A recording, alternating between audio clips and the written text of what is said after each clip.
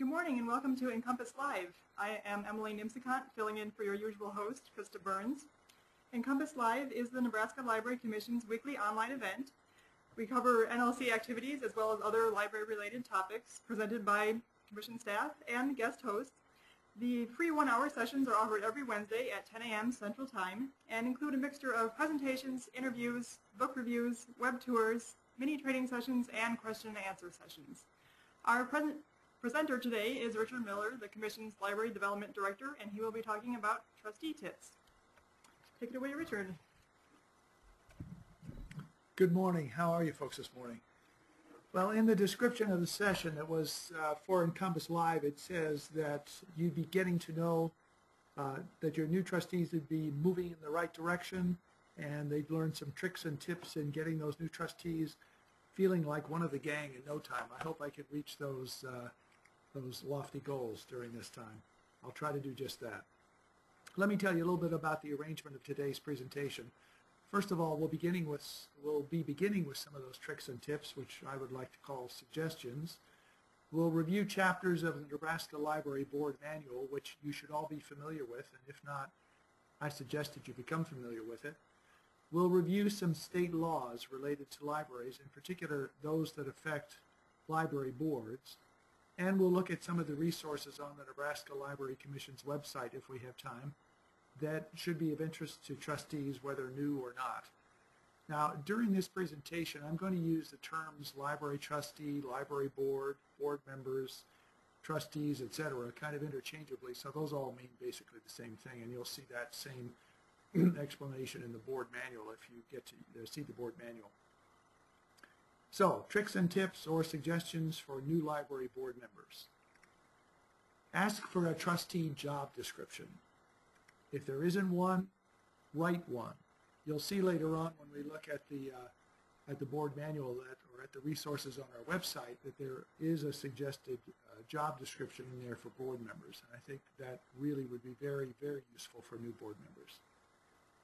Read the minutes from the last few board meetings and ask questions if you don't understand. Try not to just get by doing the minimum. Your job is really vital to the success of your library.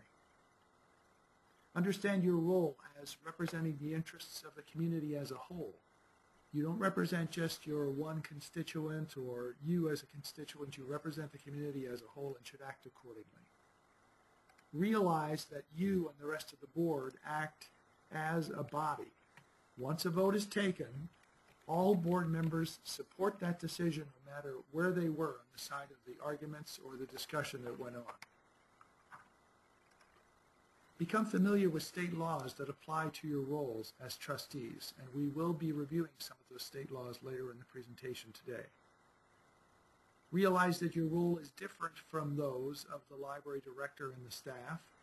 Stick to policy and stay out of day-to-day operations and administration of the library. This is an area that we find often happens with boards of trustees not realizing what their roles are and getting involved in the administration of the library, which is really a no-no. Learn how to think on the policy level, not the operational level. Know about librarian and board certification and about library accreditation and their importance. And again, we will review those accreditation and certification concepts later in this discussion. Realize that your board is governing, in most cases, not advisory, and act accordingly.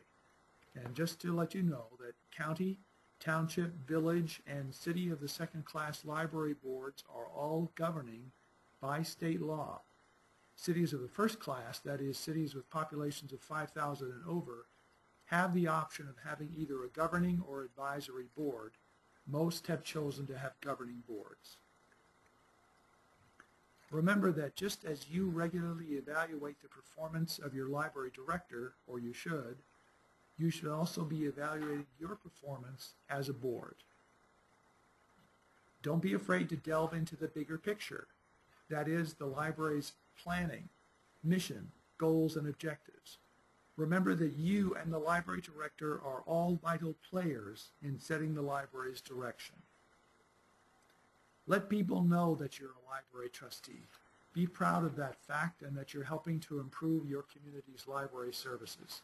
There was a video we had some time ago from a library trustee in Illinois who told stories about how when she stood in line at the grocery store, she'd turn around while she was waiting and tell people and say to them, "Did you know I'm a public library board of trustee member?" And she said that what would happen is, first of all, they'd have this shocked look on their face, and after that, she'd begin explaining what she does. Don't be shy about that. Let folks know that you are a public library trustee. Let's look at some of the sections of the Nebraska Library Board Manual at this point. We're going to go to our favorites here and find the Nebraska Library Board Manual. So hang on just a minute. Let's go to the PDF version of it there. Just click on PDF. Now, this silhouette should be familiar to you. It is the front cover of the Library Board Manual, and it looks a little bit different in the paper copy. When we sent these out to libraries back in 2006, we sent each library 5 copies of it. We decided that after that, that libraries could go to our website to make copies of it in the future if they needed to, so we don't have paper copies to move on. When you look at here, you'll see the various sections of the board manual. The paper copy actually has chapter numbers with it. I'm not going to use those chapter numbers because I think it's confusing, but we'll go to various sections of this and talk about each of these sections in a little bit of detail. First of all, public libraries, trustees, and the law. This section we'll be dealing with when we talk about the library laws, so we won't talk any more about that at this time. Policies. In this section, we discuss library policies, and I mentioned earlier how important the formulation of policies are for a board. Basically, your library should have a policy that covers just about everything the library does. Policies that can be used as a basis for procedures for a smooth running library.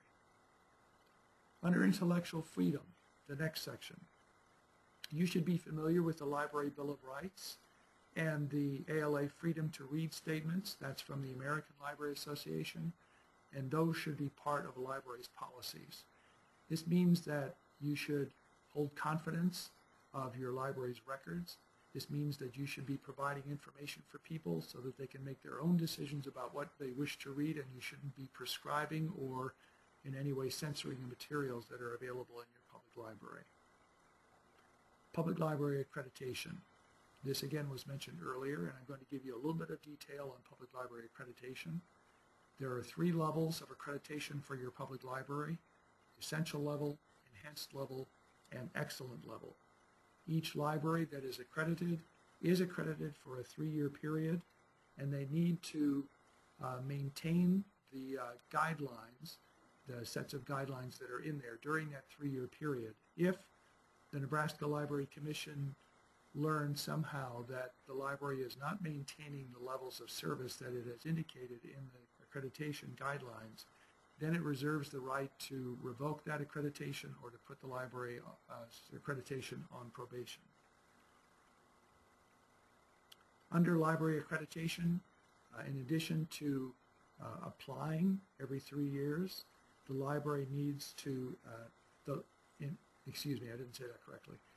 By being accredited, the library is able to receive state aid for public libraries and is able to apply for 3 different grant programs that are available through the Nebraska Library Commission. These grant programs are the Youth Grants for Excellence, the Continuing Education and Training Grants, and the Library Development Grants. The Library Improvement Grants, excuse me. The Library Improvement Grants, we have about $200,000 of federal money to distribute statewide. The Continuing Education and Training programs have about $20,000 for those programs to distribute throughout the state. And the Youth Grants for Excellence also have about $20,000 to distribute. Moving on to certification of library boards and public librarians. There's often confusion between accreditation and certification. Just remember that a public library is accredited and only people can be certified. Your boards may be certified and your public librarian may be certified. Certification of library boards are for also a 3-year period. You must, within a 3-year period, earn 20 continuing education units of education. And for public librarians, they must earn 45 CEUs within a 3-year period. Librarians may be certified on various levels depending upon their education level. Level 5, the highest level, is for master's degree in library science, and then levels 4 through 1 are for different levels of education. Depending upon the size of the library, it must have a librarian certified at specific levels. Now, one of the things that's really easy for certification for library boards, besides which it being easy to earn 20 hours of CEUs within 3 years, is that for public library boards, they can earn all of those CEUs by watching videos, if that's how they want to earn their CEUs. Public librarians can only earn 10 of their 45 hours that they require using videos, but we're open to boards viewing videos to earn all of their CEUs if they must do that. The other thing that makes it really easy for library boards to earn their 20 hours of CEUs is because those hours are cumulative. For example, let's suppose the board has a discussion for half an hour and 5 board members are there. For that 1/2 hour discussion, it doesn't earn 30 or 1/2 hour of CEUs, it earns 2.5 hours of CEUs because it's 5 times 30 minutes. So that's pretty easy to do. A library board, I guess I'm saying, really has no excuse not to be able to come up with 20 hours of CEUs within a 3-year period. That should be fairly easy to do. The next section has to do with trustees and planning. We're about to kick off a year of planning in the year 2010. There'll be a session at the NLA NEMA conference coming up, which will be held on Friday, October 30th from 8 to 8:50 is when that session will take place. And planning will be discussed, and we'll be talking about that for a full year, and we'll have workshops throughout the entire state on the importance of planning and how to do library planning. So being watch for those throughout the state. That's a very important part of what you do as trustees. The next section has to do with budgeting and funding, and hang on while I move this down over here.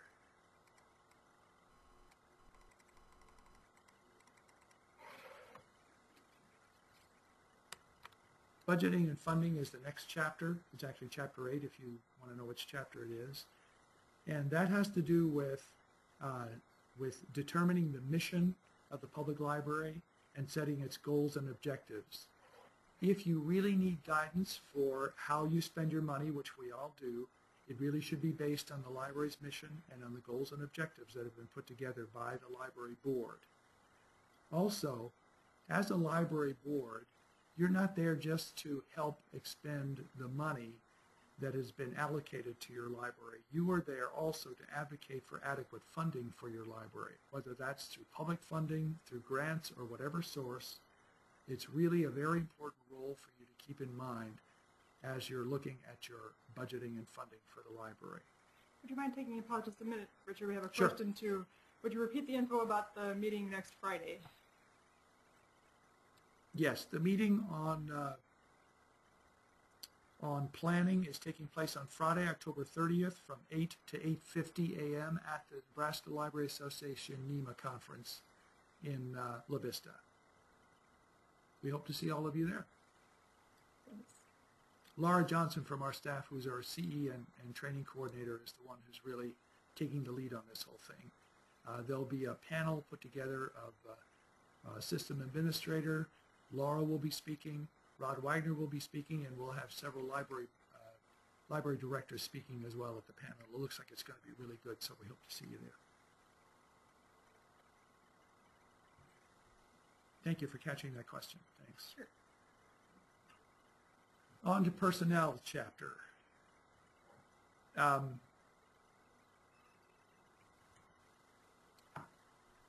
You are basically in charge of personnel as a trustee for your library. You're not in charge of the day-to-day personnel decisions that are made. That's your library director's responsibility.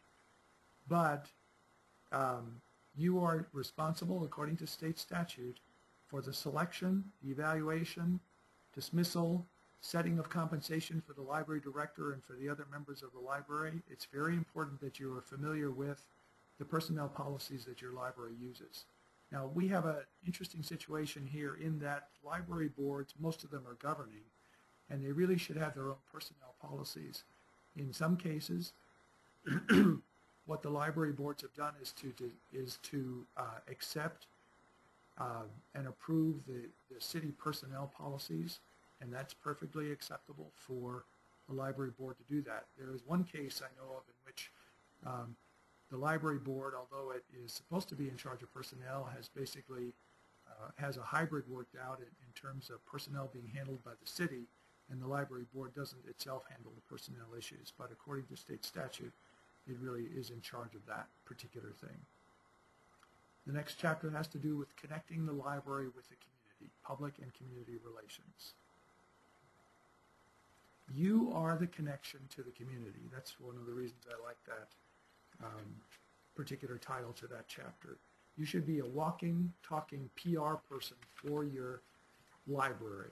You're the bridge from the community to the library and from the library to the community itself. I don't think this can be stressed enough that that's a very important part of what you do. You should be visible within the community, and you should bring to the library board's deliberations information from the community in order to represent those community members in the decisions that are made by your library board. Library organizations and associations is the next section, the next chapter. Most boards can't afford to attend national library conferences such as the American Library Association, or perhaps even regional library organizations such as the Mountain Plains Library Association. But you should try to attend the Nebraska Library Association, Nebraska Educational Media Association annual conference if you can. That takes place every year, usually in October. You should also plan as board members to attend system workshops that are put on by your regional library systems, and you should plan to attend workshops put on by the Nebraska Library Commission, such as this one today and other workshops that we do throughout the state. There is, every year, there are spring meetings put on by the Public Library and Trustee section of the Nebraska Library Association. That is the section of NLA that is your particular section.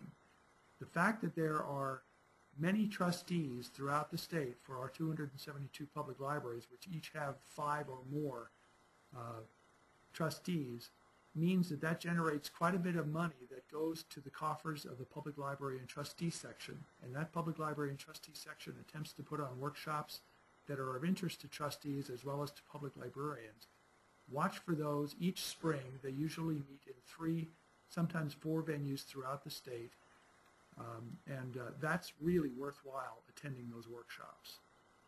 One of the interesting things that's going to be taking place at the NLA NEMA conference, which I mentioned earlier, is that there is going to be a pre-conference on library policies that's going to be put on by Adam Prohaska, who in fact did a brief session at the spring meetings for Public Library and Trustee section just this past spring. He's going to be putting on a pre-conference, and that, I think, would be worth attending as well.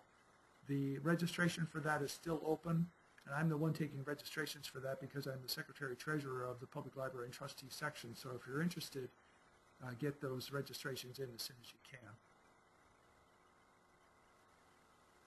I think one of the most important things that you can do as trustees is to actually talk to other trustees in other libraries. You can learn from them. You can find out what they're doing. And in fact, you may even want to attend a board meeting of another library sometime to learn from what other systems and what other public libraries are doing. One other thing that we have made available through a statewide membership with what was called FALUSA, Friends of Libraries USA, is that we have bought this membership for public libraries, and you probably are familiar with this. If you're not, you should be.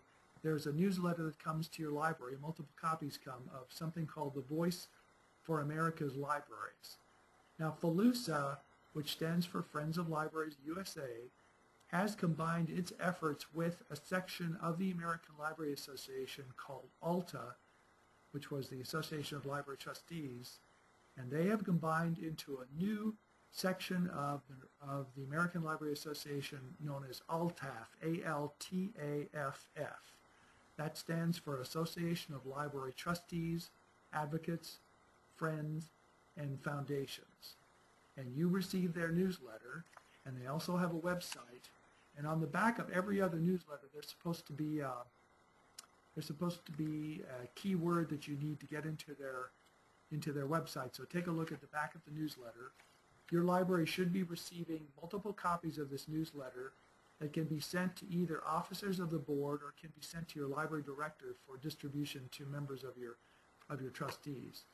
This is a very useful organization. In fact, Sally Gardner-Reed, who is the executive director of ULTAF, will be doing one of these NCompass Live sessions again in the fairly near future. I believe it's, I've forgotten when Rod said it is, but it is coming up. She's actually done one of these before for us, one of the early ones that we did. So you should be familiar with ULTAF.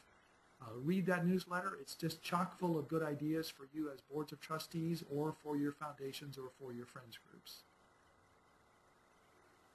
Now I'm going to review with you some state statutes. There aren't going to be any graphics for this, but you'll just need to take notes if you need to. But there is on our website a section which is in detail the list of sections of state statutes that have to do with public libraries. I'm only going to be dealing with several state statutes that have to do with boards of trustees, not all the library statutes. For your information, if you're not familiar with how state statutes are organized, they're organized by chapter and then section. So if I say we're talking about 51-202, it means we're talking about chapter 51 of the state statute, section 202. Here's a quick review of some of the pertinent laws that have to do with boards of trustees. Chapter 51-202, section 202, has to do with the establishment of library boards by a city or village board. This law indicates that there shall be at least 5 members of that library board, and their length of terms should be established at the time that the library board is established. Library boards in our state may either be appointed or elected. And up until recently, there was one library board in our state that actually had elected board members that were elected during the general elections. But, of course, the great majority of those 272 are appointed by either the village board or city board. 51-204 says that there shall be some officers of the library board. And those officers are supposed to consist of at least a president and a secretary. I know that there are boards out there that don't really have secretaries. They have the librarian acting as secretary, but you should have an elected secretary to your board as well, because when expenditures are approved, those expenditures and vouchers for them are supposed to be signed by the president of the library board, and his or her signature is supposed to be authenticated by the secretary of the library board, so you really need those 2 positions. Section 51-205. This says that the library board has the power to adopt bylaws for its own operation and rules and regulations for the government of the library itself. That basically is saying that you folks have the power as trustees to adopt policies for the running of the library, and that those policies are used then by your staff to come up with procedures and to run that library itself. Section 51-207 is one of the most important sections in the state statutes, and it's going to be quickly followed by another one here. But in this case, the statement says, or the law says, that the library board shall have exclusive control of the expenditures of all money, either from public funds or donated to the library, and shall have exclusive control of the renting and construction or construction of a library building itself. There are a good number of cases where I can tell you where this gets into some difficulty with sometimes local elected officials. Sometimes there's a misunderstanding locally how this is supposed to happen, but basically the money from public libraries, from the public, goes into a library fund, or at least is handled so that you as a board can understand how much money you have left in your budget so that you can make informed decisions. And you are supposed to be the ones to determine how that money is expended. So that, for example, you shouldn't have your village board saying, we want you to reduce the budget for books this year, or we want you to reduce the salaries of your library staff this year. That should be your decision. They really are only dealing with the bottom line. They make a decision about how much money you have from public funds, and then you decide how those funds will be expended. 51-211 is also a very important section of the state statutes.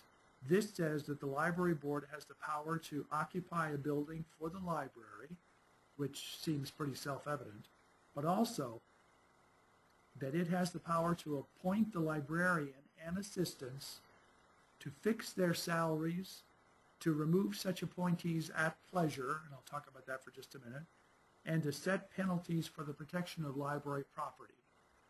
Now, when it says that the library board has the power to remove such appointees at pleasure, what that means is that we are an at-will state, which means that we have certain protections and don't have certain protections for our employees. But basically it says that you folks, although you better have a good reason for doing it if you decide to dismiss your librarian, you really have the power to do that, as well as to set the compensation and to choose the librarian. Typically what happens in our libraries is that you select, evaluate, dismiss, set the salary for your library director, and typically the library director is the one who handles the personnel throughout the rest of the library if you're lucky enough to have more than one librarian and more than one library staff in your library. 51-213 says that the board must report annually to the city council or village board on or before the second Monday in February on the condition of its trust. I really like the wording in that, but basically you'll notice it doesn't say the librarian is to present an annual report to the city council or village board. It says the library board is to present that. Now obviously your librarian is going to be involved in that, but it really holds a lot more power if you, as the board, are there to report on, as it says, the condition of its trust for your library board. That's a very important thing to remember and keep in mind. 51-215 indicates that the board may accept donations of money, lands, or other property to benefit the library. Now, generally we recommend to public libraries that they have a foundation set up or a friends group set up as a 501c3 organization. A 501c3 organization is a designation from the Internal Revenue Service, which means it's a not-for-profit corporation which is eligible to receive donations and can thereby, the IRS can grant a tax break to those people who make those donations to 501c3 organizations. But the board as a whole is also able to accept donations of money, lands, or other property if it wants to. Generally, we recommend having a 501c3 first of all, if you can. And if you have any questions about that, you can give me a call. Now, jumping out of Chapter 51, which is the major chapter that has to do with the libraries in our state, I'm going to jump to two other sections. 84-712.05 talks about the withholding of certain records from public access. And what this one section of this says, I believe it's subsection 10 or 11, I think it's moved around a few times, but subsection 10 or 11 says that the library may withhold information on library records that reveal the identity of library patrons. This isn't just keeping confidence with what people check out at the library. It's also saying you really shouldn't be revealing their identity to people unless there's a court proceeding that would require you to do that. I remember some years ago I visited a public library where they were proudly displaying a notebook showing that they had had the sign-up sheets from people who had used the computers in their library for the last number of years and had retained that. I recommended that they shred that information because it's really nobody's business when people are on the library's computers, what they looked up, what they check out, or as it says, even if they are a user of the library, unless it's there's a court procedure to actually get that information. And the last section of state statutes I want to draw to your attention is 84-1407, through 84-1414. This is the Open Meetings Act. It's very important for you as boards of trustees, knowing that you're public bodies, to follow the guidelines within the Open Meetings Act. Be sure you're familiar with it and follow through on its provisions. You should have a copy of that Open Meetings Act at all of your board meetings and should draw attention to it as you start your meeting. There are a number of other provisions in here that have to do with public accommodation and that have to do with accommodating the public in terms of their making comments during the board meetings and so forth and so on. So become familiar with it. Some years ago, we sent out to all public libraries little blue booklets that came, I think, from the Nebraska.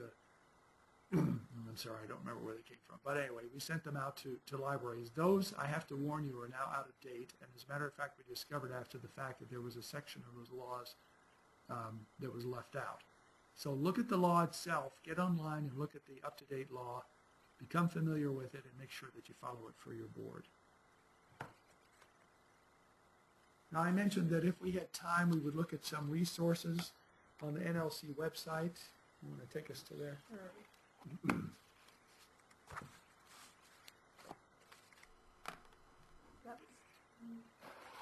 Thank you, Emily. This is a section of our website where it's, if you put in boards of trustees, you'll come to it. I'm going to review some of these materials here and jump to some of these sections of our Nebraska Library Commission website. You'll notice that some of this needs to be updated. I mentioned the Association of Library Trustees and Advocates, ALTA, which used to be a section of ALA. That's now ALTAF, so we need to update this. I'm going to not go to that, but I'm going to go to the second one here, the Continuing Education and Reporting Form for Trustees. Earlier in the presentation, I mentioned that that there are 20 hours of continuing education that are required for every 3-year period. This is a form that we have online that you can electronically send in your CE that you do. You just put down the activity, the date, the number of board members that participated, and the number of CEUs. And I mentioned earlier that if you, for example, have a half-hour activity where, let's say, you're discussing a couple of chapters of the library board manual, and you have 5 board members there, you can put down, discuss chapters 2 and 3 of the library board manual, the date on which you did it, the number of board members participating, 5, and the number of CEUs, which would be 2.5 in that case if it was a half-hour discussion. You just send these in, and Linda Jensen on our staff is the one who receives these. In fact, if you've ever called in any kind of CEUs, you've probably talked to Linda Jensen on our staff. She is our support staff. When you try to get out of this, you'll notice when I try to go back, it'll pop up and say, are you sure you want to navigate away from this page? That's just to make sure that you have submitted it. So I'll say okay and go back to something else. When in 2006, pardon me, when we did the Nebraska Library Board Manual, we put together several fact sheets for trustees. We haven't done any of these lately, but these 3 might be of interest to you. There's one on Friends of Library Groups, one on fundraising basics, and one on grant writing basics, all of which are there for your information in case you're interested in any of those topics. FALUSA memberships, again, I mentioned that would be now ALTAF rather than FALUSA memberships, and I mentioned that we have statewide memberships for all of our public libraries, and you should take advantage of those when you can. The Nebraska library laws, if you actually go to that one, you'll notice that it's a lot more detailed than we went over today. It starts with Chapter 13, goes 14, 16. Here's all of Chapter constituted, and then there are other laws as well. Those you can see next to the law itself for your information and perusal when you have an opportunity to look at them. There's an annotated checklist of some of the statutes that we went over today, and I think you'll see a repetition and look at some of the ones that I bring to your attention today. That's just a detail. It doesn't have the legalese in there, but is a kind of shorthand version of some of the things that you might, again, be interested in. Fair Labor Standards Act is a federal law that we reviewed some years ago when we did a personnel workshop, and there are more details on that there for you in case you're interested in FLSA, Fair Labor Standards Act. I'm going to skip a couple of these. We'll jump to this one for just a minute. This is just to draw to your attention. Can I get out of this for just a minute? Should I just click out? Not yet. The arrow's up there at the top. This arrow? There you go. Thank you. This is the website for the Public Library and Trustee section of NLA. And in case you're interested in joining or in being actively involved, there's information about PLTS at this point. I encourage you to do that because, as I said earlier, your numbers within the Nebraska Library Association really generate quite a bit of income for this section, and you should take advantage of this if you have an opportunity to do it. Let's go down a little bit more. The Nebraska Library Board Manual, we were already looking at sections of, and you can click on that for more details, either to publish and print out specific chapters or for your own information. And one of the things I want to draw to your attention is that at the end of each chapter, there are discussion questions. If you want to earn CE credit, it's very easy to look at a chapter, have your board review that chapter, look at the discussion questions which are on gold-colored paper at the end, and use those for the discussions within your board with your other board members. There's also at the very end of each chapter a pink evaluation form. And if you submit an evaluation of a chapter, for each evaluation submitted, that is worth 1/2 CEU. So if you've got, again, 5 board members and they each send in an evaluation sheet, you'd have 2.5 hours of CEU credit. I would like, if you do that evaluation, to send in more than just yes and no answers, because those evaluations are going to be used when we update this Public Library Board Manual sometime in the future. Now, I mentioned earlier that there is a sample job description available, and here it is on our website. And if you don't have a job description for your library board and you'd like to try to write one, there's a just example right here you can use. I think it's pretty well written, and I would recommend that you take a look at it when you have a chance. I already talked about Public Library Board Certification. There is a board certification application form here. It looks somewhat similar to the other one. In this one, it's basically if you're just starting out and your board currently is not certified, you can put down your library's name, the board president, today's date, put down the number of the list of board members here is currently recorded, and then put down board members that we should remove from the list. There are various ways of doing this, but this again is an electronic way of doing it, and you can submit it. When I try to get out of this, I get one of those pop-up messages again that say, are you sure you want to navigate away from it? And I'll say, yes. I'll get this out of the way again. All right, why isn't it going down? There is a section on our website which shows each board's certification status. This is set up in such a way that you can check your library board alphabetically, or you can change it and have the library name alphabetical order. You can put it in system order in case you're interested and you're from a system and you want to see what your public libraries within your system, which ones are accredited, which boards are certified and which are not. If the board is certified, there's a Y in here. There's an expiration date for when that certification will end. Those in red indicate that those are out of date. They're not currently certified, but that's when they were supposed to be recertified.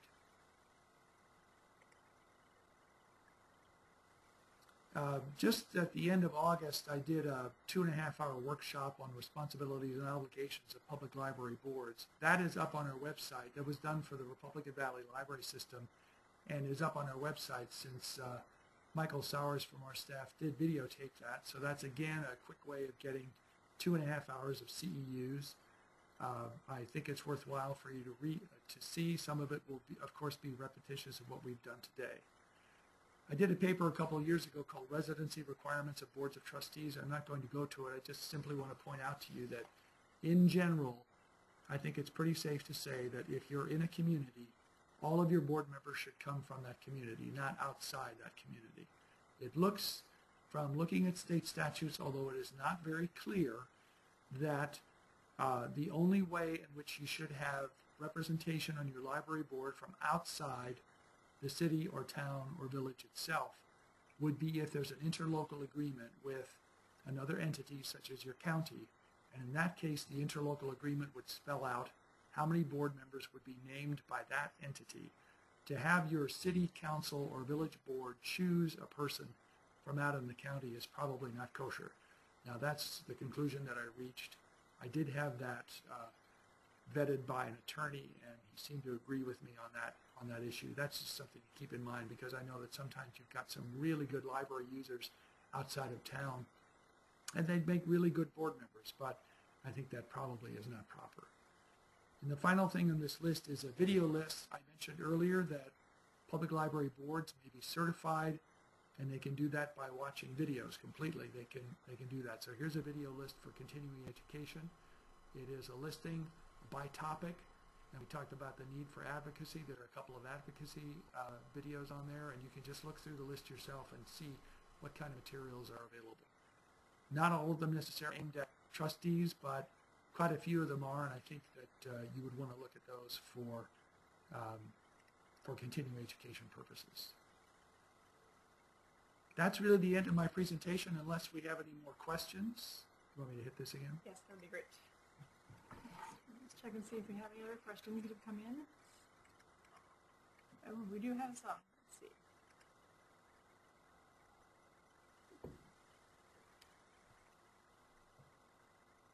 Oh, they answered it themselves. Okay, that one's good.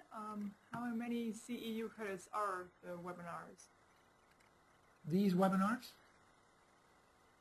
Are you talking about these webinars or the videos that are on the list there? Let's see. These webinars are 1 hour, if that answers the question. Yes. Okay, these webinars are 1 hour, and the videos, do they vary? Or? The videos vary depending on the length of the video. It's basically an hour video is an hour of CEU, unless, of course, you've got more than one board member watching it at a time.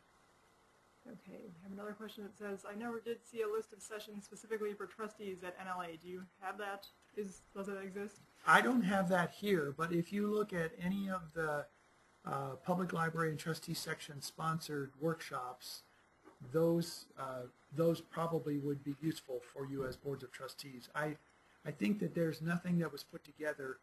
I know that there was nothing put together by PLTS specifically for trustees, but I think what you ought to do is look at all of the sessions, because there may very well be something within another session that's not even sponsored by public library and trustee section that might be useful for you as a board member. So no, there is no such list.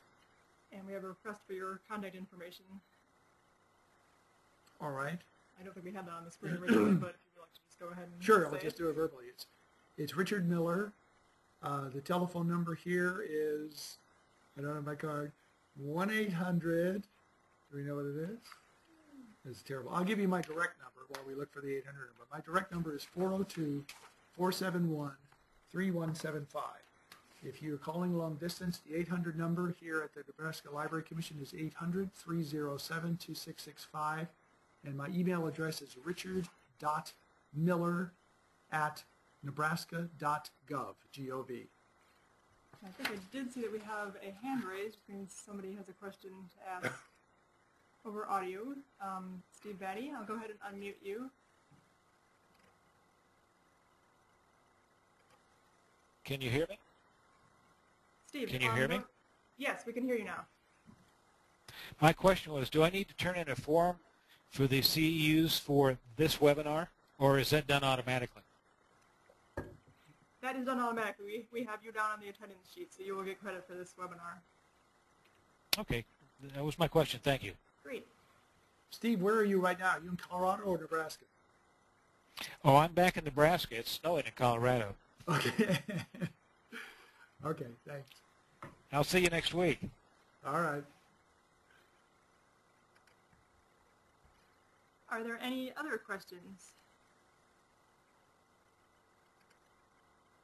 I'm going to check our text questions really quick.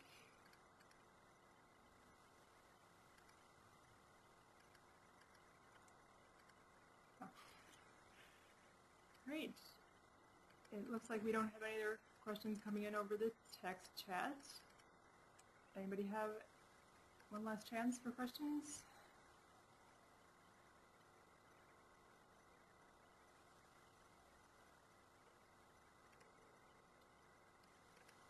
If not, then thank you very much for joining us, and thank you, Richard, for presenting. You're welcome. Thanks. And Enjoyed doing it. we will hopefully see some of you back next week for NCompass Live.